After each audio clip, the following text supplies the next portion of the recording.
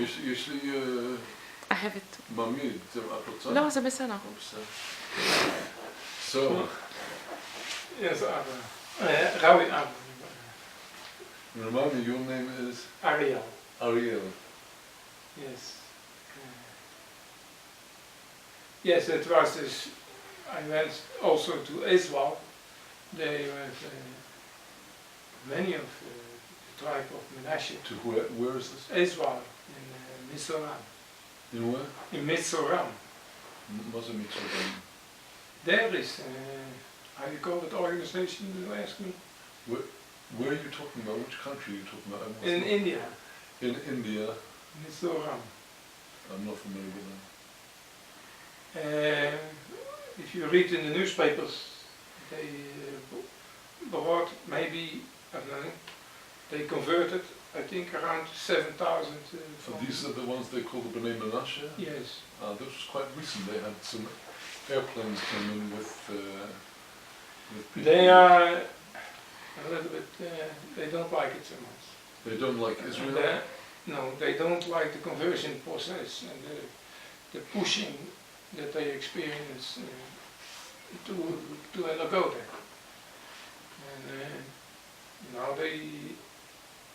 when I was there, they were really afraid that I came there to preach conversion. But on the other hand, they call themselves just from Russia. Are these people that believe in Yeshua? In Jesus, yes. They do. And there's a problem. Because, well, there's a big problem for the Israeli authorities, yes. And there's a big problem for the rabbanim. But in God's eyes, the question is how people have a way open to serve God, whatever they are. Yeah, you ask me, do they serve Yeshua? The many that I met, where I am from Ben Yaakov, who are members from them, many of them, they believe in Yeshua, but they are certainly not Christians. They, in effect, they renounce the whole world around Jesus Christ.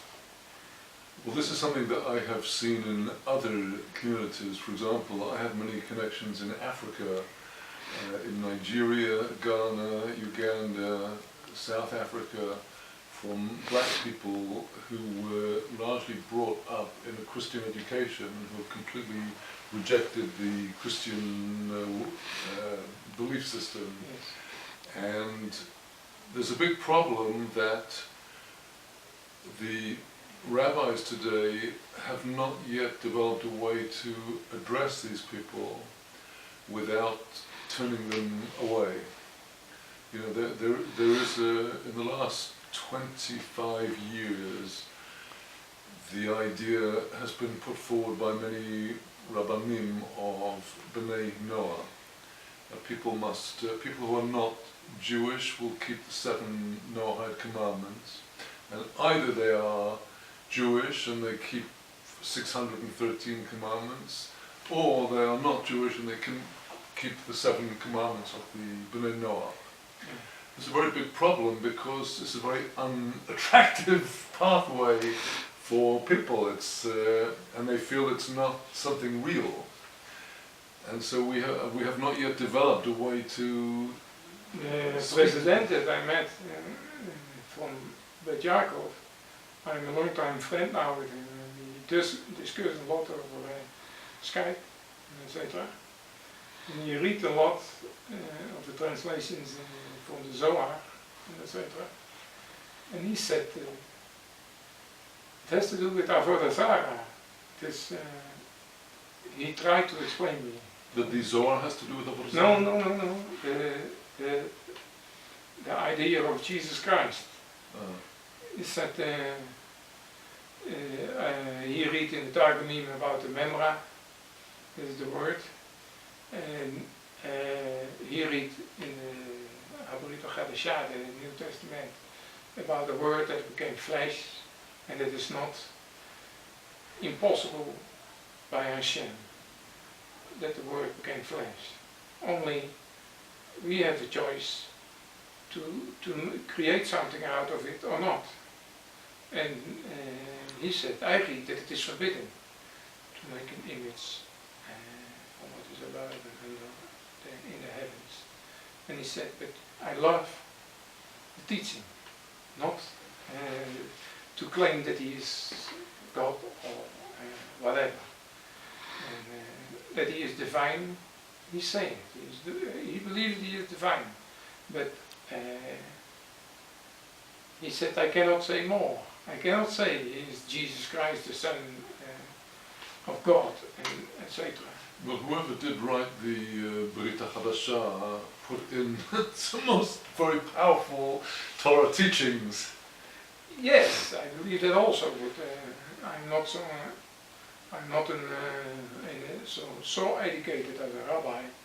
I understand it quite well, but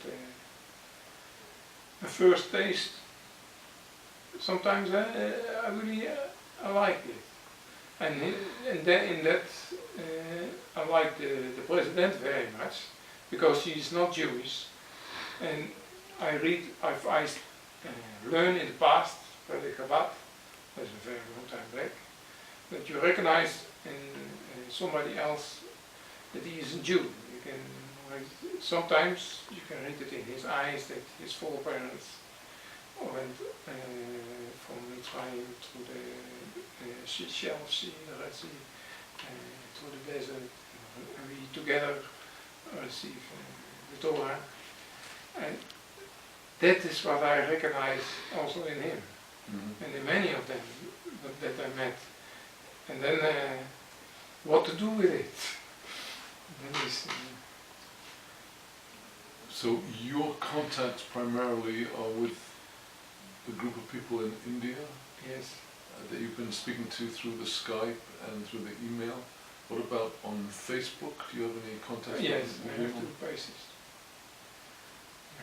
Well now, what are you asking from me? Now, in the letter I wrote, in the email letter I wrote to present Ben Yaakov. The goal is that I as a representative like to show the Israeli society who is Ben Yaakov International. And second, if people in Israel can become positive about them, that maybe we can find openings how to make connections, but not to overrule the other one. Not to overwhelm the other one. Not to push him down. No, they like it very much to help their brother. They see really Yehuda as their brother. To create a business for the Israelis that they can work or other things. Are they wanting to come to live here? On the end maybe, but they would first like to show that they love the Jewish people, the Yehuda, by maybe something like the Christian embassy do. Have you had any contact with Rabbi Riskin from Efrat? No, but I should like it. Yeah. Because Rabbi Riskin is quite controversial among Jewish people here, but he, I would say more than almost any other rabbi, has gone out to Christian evangelists, and he's gone a lot further than most other rabbis would dare go. He's been criticized for what he's done, but it seems to me that he might be a person that will be more sympathetic to what you're saying than many of the Orthodox rabbis. There's another person you might consider making contact with, Rabbi Eliezer Melamed. Are you familiar with him? I wrote him. You did? Did he reply to you? Not yet. Not yet. How long ago did you write this? 2 weeks back. Well, that's already not too bad, because he has also shown a wider perspective. I read about HaRav. He wrote positive about them. They pick the grapes. You see, many people, many Jewish people are expecting that the Aseret HaShvatim will come and say, here we are, where's the mezuzah? That we won't recognize them because they've been changed by, this can go 2,000 400 years of separation. You can't expect them to be talking Yiddish and eating chulent and kugel. I mean, it's a whole different thing. My experience is that the Israeli authorities are very weary about all of this. They had enough with the Ethiopians, and now like they. Now that is a point.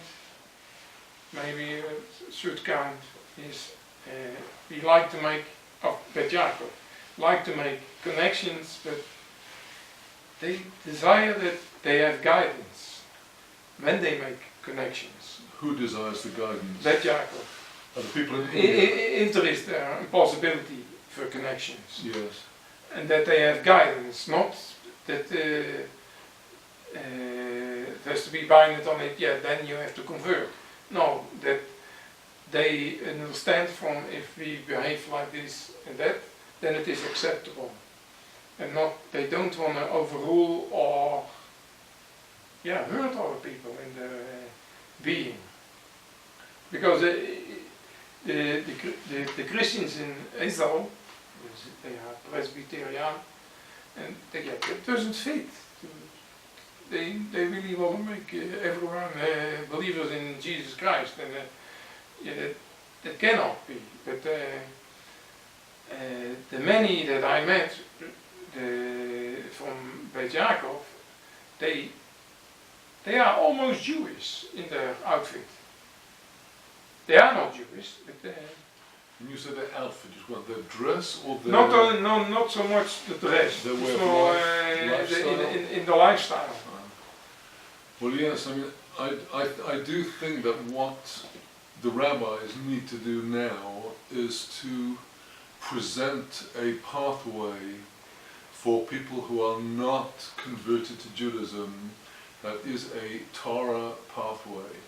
It cannot be that the Torah says everybody who's not Jewish is all, it can't be. And that the Torah has a pathway for the Gentile who wants to serve God. And the rabbis today, by and large, are not speaking about this. And a lot of work needs to be done to provide an option for people who do not want to convert to Judaism, who do not see themselves as following the Jewish Orthodox lifestyle, but who want to know how does the Torah teach a human being to serve God in a proper way. And we have all this in our Torah, but we have not presented it to the world for different reasons. And I have a problem with the establishment rabbis that they have presented the path of the B'nai Noach, the path of the 7 universal commandments, but have not succeeded yet in presenting this in a way that really inspires a person. So that's but my there perspective. is also the idea of the 613 mitzvot, they love it. Oh, they want to do Shabbat, not only the 6 universal mitzvot. No, they want to do it all what is written by to Moshe Rabbeinu. Only they see the Shulchan Aruch as not for them. But they see all the commandments as for them. And then there comes the discussion, but you have to accept the rabbis. And yes, they accept. They love. I share with them through my website only studies from Orthodox rabbis on the weekly parasha. And they love it. They learn. Yes, but they cannot accept all of the Shulchan Aruch, all the rules that came out of it. I'm familiar with this, and my contacts in these areas have been more with people in North America, white people who are Christians who have become disillusioned with their Christian churches and who are looking for their Hebraic roots and their Torah roots, and likewise they say they love the Torah, they say they love the what they call the Old Testament, but they do not want the oral Torah, they do not want Shulchan Aruch, they do not want Talmud, they do not want Kabbalah. No, when I talk about, they love the Talmud. Yes. Yeah, the teachings. As long as because not everyone speak Aramaic and Hebrew. No, but they love the teachings.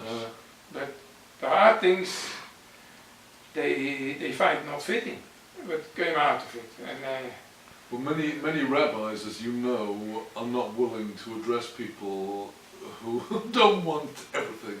Either you want it all and you come to us, or you don't and I don't talk to you. Yes. Well, I've been trying to talk to everybody, whether they do or do not accept the Shulchan Aruch. That's been my personal mission, and I've been trying I've been concentrating on this, I would say, full time for the last 5 or 6 years, and really for 15 years I've been aware of the situation.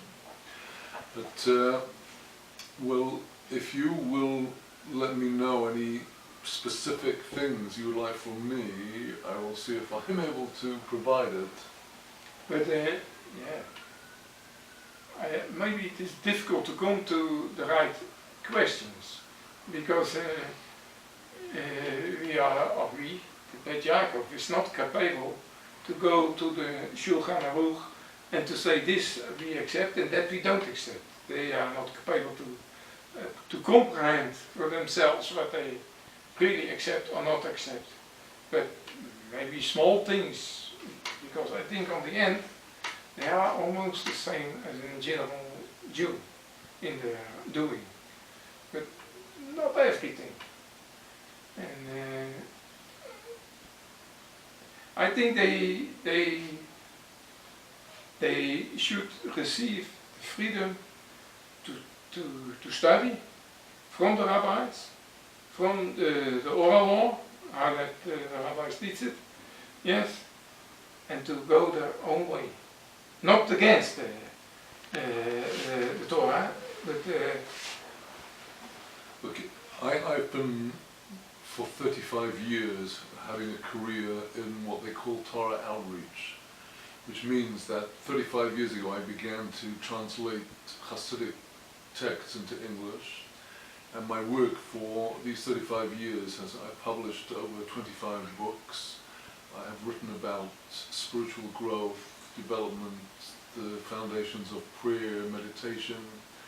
I've spoken about healing and about Kabbalah, and I have never required anybody to actually do what I'm talking about. I put it on the table in front of them, and it's up to them what they do. And I've always emphasized to everybody that I am not concerned with issues of conversion. I have nothing to do with Bet Din or with studying towards conversion. I just put the Torah out there, and they're free to choose to do what they want with it.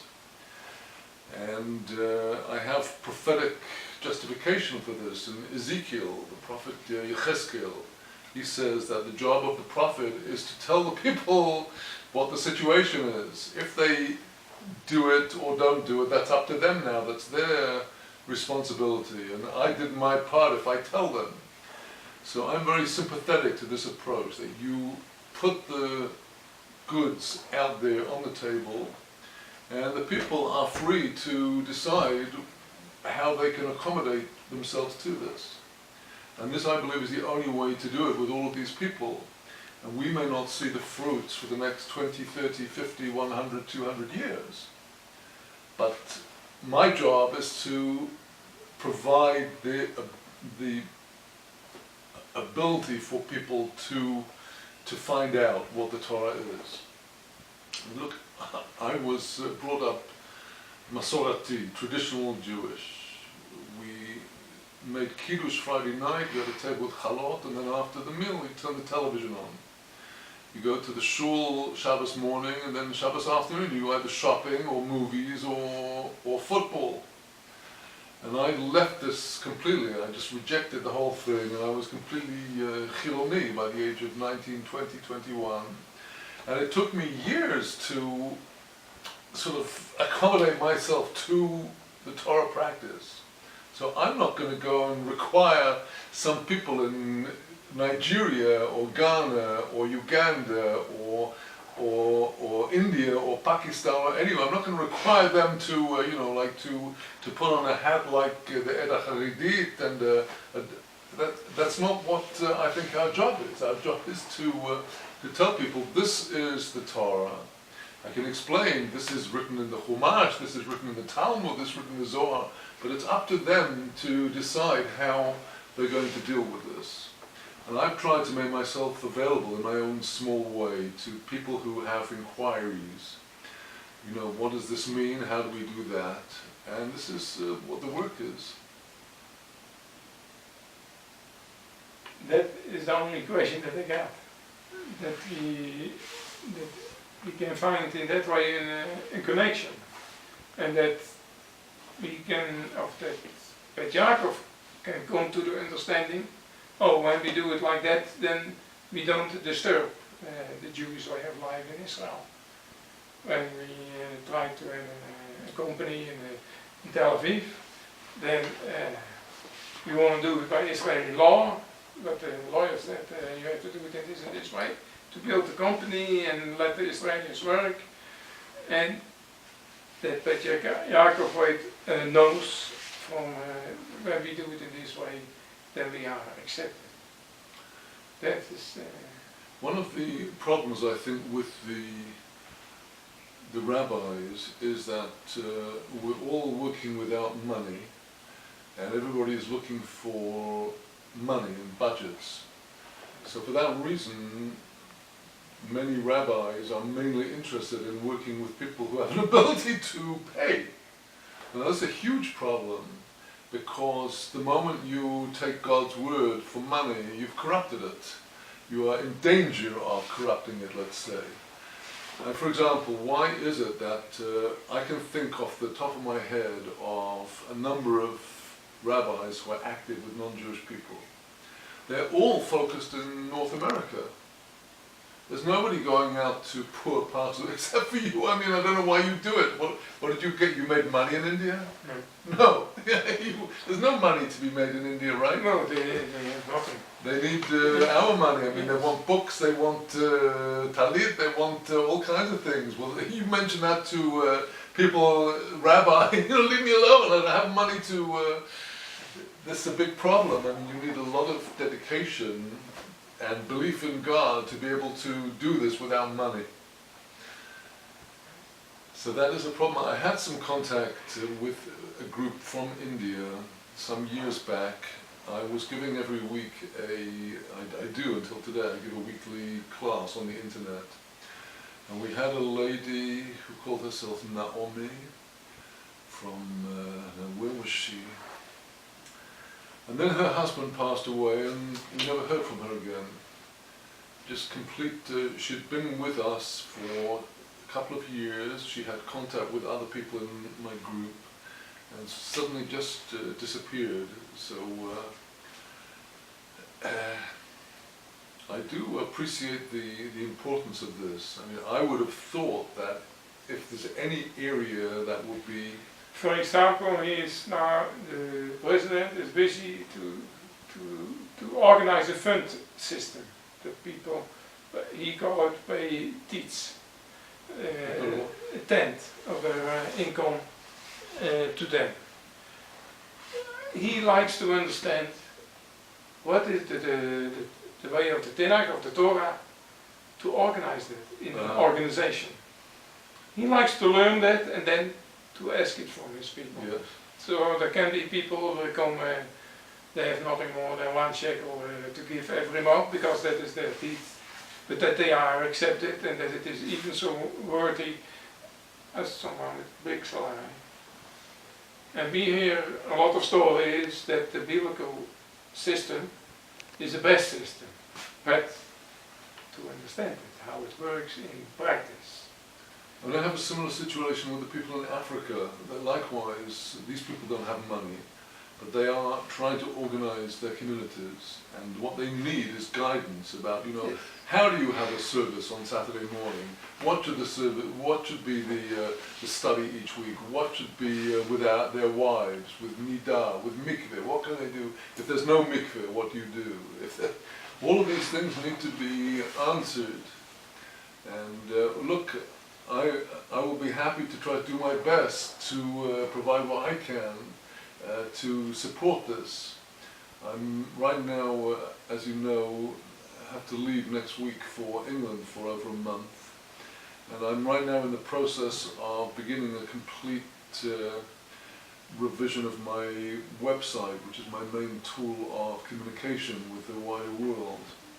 And it is definitely my ambition to provide regular guidance and teaching for these people that I'm in contact with across the world who are looking for Torah guidance. So any way that I can help and collaborate, I will be pleased to do so. I have a suggestion, specific.